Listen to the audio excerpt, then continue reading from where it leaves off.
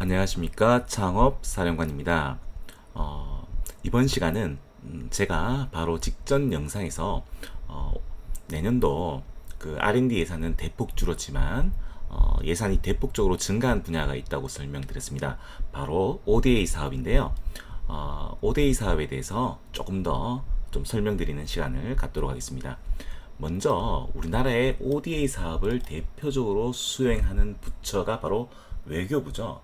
외교부에서도 이 코이카라는 기관입니다. 예, 경기도 그 성남 분당에 있죠. 판교에 있죠. 그래서 이 코이카에서 우리나라의 대표적인 그 ODA 사업들을 주로 수행을 하고 있습니다. 보통 ODA 사업은 아마 들어보셨을 거예요. 개발도상국을 지원하는 사업이죠. 한번 주요 사업을 한번 살펴볼까요? 보시면은 뭐 교육이라든지 보건, 그리고 평화, 그리고 성평등, 인권, 어떤 개발도상국의 어떤 예를 들어서 학교를 지어준다든지 보건, 병원을 병원을 이렇게 원조해준다든지, 원조라는 게 이제 뭐 건물을 리모델링하거나 또는 병원을 신축한다든지, 또는 주로 이제 아직 그 농촌 쪽이 아주 열악하죠. 농촌의 어떤 그 농업 환경이. 그래서 농촌을 개발시킨다든지, 아니면 물, 에너지, 교통, 도시, 이런 뭐 여러 가지 과학기술 혁신도 들어가지만, 이런 코이카에서 주로 다루는 분야는 바로 교육, 보건, 그리고 농촌 개발, 그리고 기후, 그리고 뭐 성평등, 인권, 이런 부분이었습니다. 또 물 관련된, 왜냐하면 물 부족 국가들이 많죠. 개발도상국.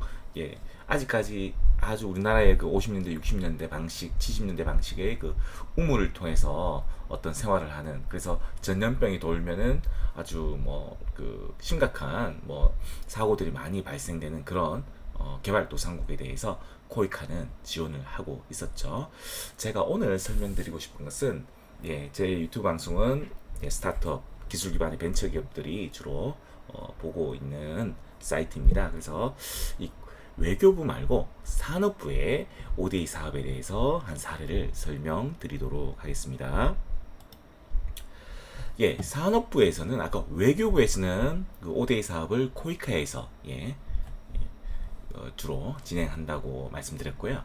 이 산업부, 우리나라의 그 산업 분야, 우리나라의 주력 산업 분야, 뭐 전기, 전자, 그다음에 조선, 뭐 철강, 이런 산업들의 진흥을 담당하고 있는 부처가 산업부죠. 산업통상자원부죠. 이 산업부에서는 한국산업기술진흥원, 제가 제 유튜브 방송에서 많이 강조를 했던 기관입니다. 한국산업기술진흥원, 키아트라고 하죠. 키아트에서 이 산업부의 ODA 사업을 담당하고 있습니다. 이번에 설명드릴 하나의 사례는 최근에 8월 3일 날 공고가 끝났던, 접수가 마감된 그 사업에 대해서 설명드리겠습니다. ODA 사업은 여타 R&D 사업과 비슷하게 사전 기획 단계를 거칩니다. 그래서 이번에 7월 3일 날 공고가 떴었는데요. 2023년도 산업 및 에너지 협력 개발 지원 사업 기획 공고가 떴습니다. 그래서 여기에 이번에 기획 사업이죠, 일종의. 기획 사업이라면 어떤 정밀한 어떤 RFP를 도출하는, 예, 저희 유튜브 그 창업사령관의 비밀 노트 티스토리 블로그에 보시면은 어떤 RFP 도출, 특히 R&D 과제의 RFP 도출 과정을 상세하게 설명드렸었는데요. 그 부분 한번 참고하시고, 이 ODA 사업도 마찬가지입니다. 이 산업부도 그렇고 외교부도 그렇고 일종의 어떤 RFP, 기획, 예, 기획 보고서를 이렇게 도출해 나는 과정을 먼저 거칩니다. 한번 공고를 한번 보겠습니다. 산업통상자원부에서 공고를 했었죠. 그래서 산업부 같은 경우는 우리나라의 산업과 에너지 분야를 담당하고 있기 때문에 이 산업 및 에너지 분야의 어떤 협력 개발 지원을 목적으로 하고 있습니다.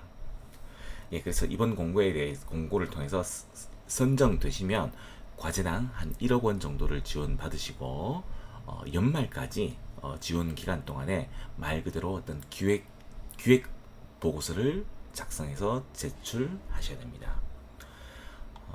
지원 규모는 한 1억 원 내외고요. 그래서 전반적인 프로세스는 올 연말까지 어떤 프로젝트 모델 설계라든지 타당성 조사, 조사 분석, 타당성 검증이 있죠. 아마 이 과정을 거치려면은 아마 그 개발도상 국가에 아마 직접 방문하는 그런 내용도 방문해서 어떤 조사 분석 타당성 검증 과정을 거치는 그런 현지 방문도 아마 하셔야 될 것 같습니다. 그래서 올해 12월 말까지는 이런 프로젝트 모델 설계, 그리고 이 모델 설계를 통해서 그 개발도상국 관계자와 협의도 해야 되겠죠. 당연히 그 나라에서 어떤 게 필요한지 확실하게 정확하게 파악을 하고 어떤 사업을 기획을 해야 되겠죠. 그리고 조사 분석 타당성 검증을 통해서 올해 연말까지 기획 보고서를 제출하시면 내년에는 심의를 합니다. 그래서 심의를 하고 최종적으로 내년 하반기에 선정이 되시면 그 후 내년 프로젝트 시행 단계라고 표현을 했는데요. 그 실제로 사업은 진행되는 게 바로 한 2년 뒤에 실제로 사업이 진행됩니다. 추진 체계는 우선 사업 신청을 하고 평가를 해서 사업 수행을 진행을 합니다. 그래서 사업 수행을 통해서 사업 평가를 받겠죠. 그래서 평가 결과 좋은 사업들이 실제로 이런 어떤 본 사업으로 이어질 수 있을 것입니다. 지원 분야는 크게 자유 공모와 그 지정 공모가 있습니다. 지정 공모는 이미 RFP가 거의 어떤 세부 주제가 도출된 이미 정해져 있는 그런 어떤 사업이라고 보시면 되고요.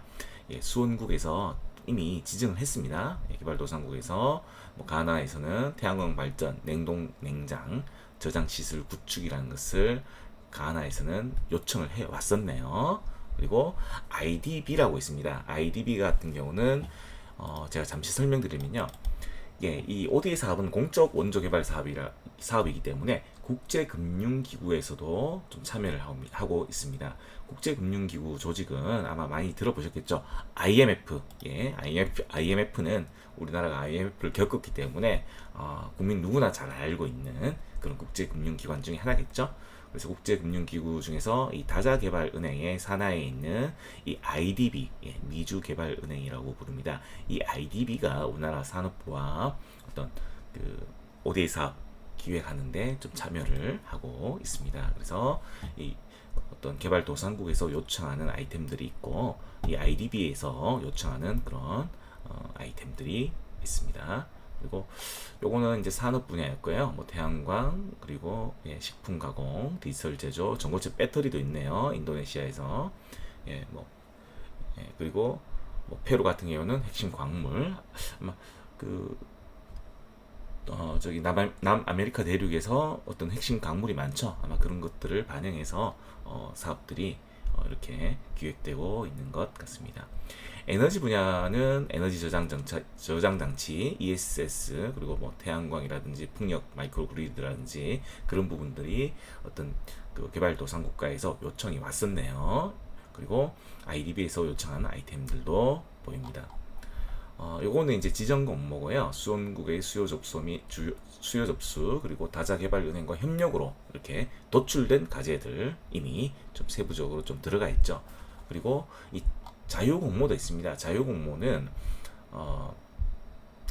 그 OECD, DAC라고 있습니다. 거기서 어떤 ODA 수원국들이 그 추진하고 있는 분야, 예를 들어서 뭐 베트남 같은 경우는 어떤 우리나라와 최근에 산업부도 갔었죠. 베트남과 어떤 광물 협력을 열심히 하겠다, 협력을 하겠다 했기 때문에 어떤 그런 부분 수원구에서 중점적으로 추진하는 분야를 예를 들어서 뭐 광물이라든지 이런 부분을 어떤 자유적으로 좀 기획을 하는 그런 그 대상이라고 보시면 됩니다. R&D 사업도 자유공모와 지정공모가 있는 것들 아마 잘 알고 계실 것입니다. 그래서 신청 자격을 보시면은 주관기관은 단독 지원도 가능하고 기업도 이렇게 어떤 공공기관, 연구기관과 컨소시엄을 구성해서 지원이 가능합니다.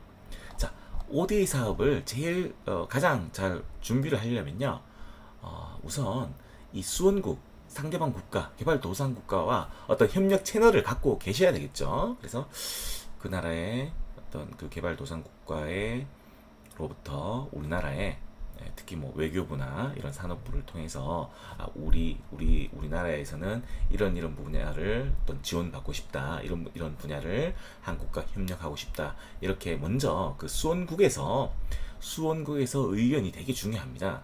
그래서 그런 해외 협력 채널을 잘 갖고 계신 그런 스타트업 그리고 벤처 기업들이 이 사업에 도전할 수 있을 거라고 생각합니다.